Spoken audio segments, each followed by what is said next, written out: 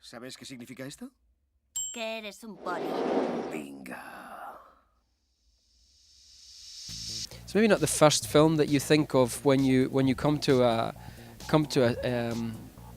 festival like this. It maybe doesn't fit into each particular genre that well, but there is some sort of crossover there. And the funny thing about Filth is, or the strange thing about Filth is, everywhere you go in the world, people describe it as a different movie. You know, in the UK, it's described as a dark comedy. In America, it's described as a thriller. You know, here they describe it as maybe some fantasy. So that's what I like about Filth is people find it difficult to describe what it is, and I think that's the strength of the film.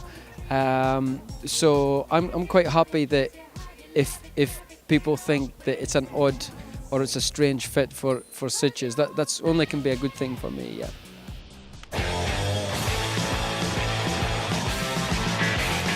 La partida está siempre en marcha. Solo necesitas ser el mejor, y ese soy yo.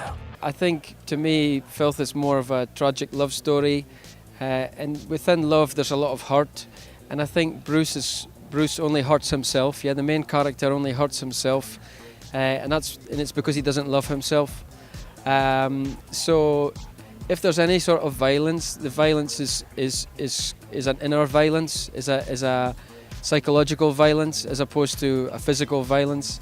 I'm not interested in violent movies. I'm interested in the human soul, and sometimes when the human soul gets destroyed, it can be quite ugly. So I'm not attracted by violence. I'm attracted more by love. So I think Filth is more of a tragic love tale than a violent tale. Yeah. A todos les gusta ver a Carol Robertson. Bueno, puedes mirar, pero no puedes tocar. Solo una persona puede tenerme, aunque si me quiere de verdad, tendrá que conseguir ese ascenso. Filth has a lot more fantasy than reality. It always was supposed to be a film that had a heightened sense of reality, and as the film is more explained and as the audience understand what's going on, they understand that more and more what they're seeing is only Bruce's reality or Bruce's strange sense of reality. So the film could be looked at as far more fantastical than reality. You know, it's the kind of movies I enjoy more. ¿Por qué te hiciste policía? Por la represión policial. Querías combatirla desde dentro. Quería ser parte de ella.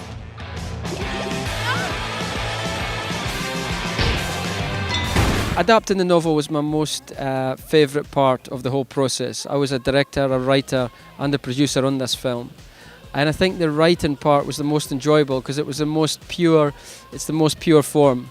I think when you write a script, it's at its most pure.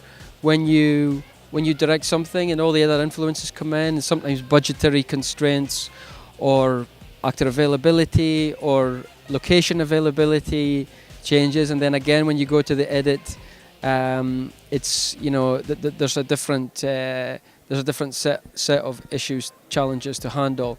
So the adaptation was a very enjoyable process for me because Irvin wasn't looking over my shoulder. He let me do it on my own, and he just said to me, "Give me the script when it's finished. I don't want to see it until it's finished."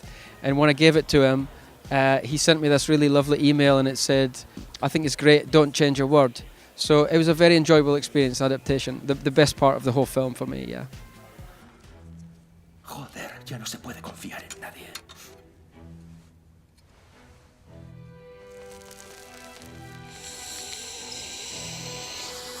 So my next project is a total departure from Filth. It's a very different movie. It's based on a true story of a famous comedy duo called Laurel and Hardy. It's a true story. It's written by a guy called Jeff Pope, who wrote Philomena, that was nominated for the Oscar last year.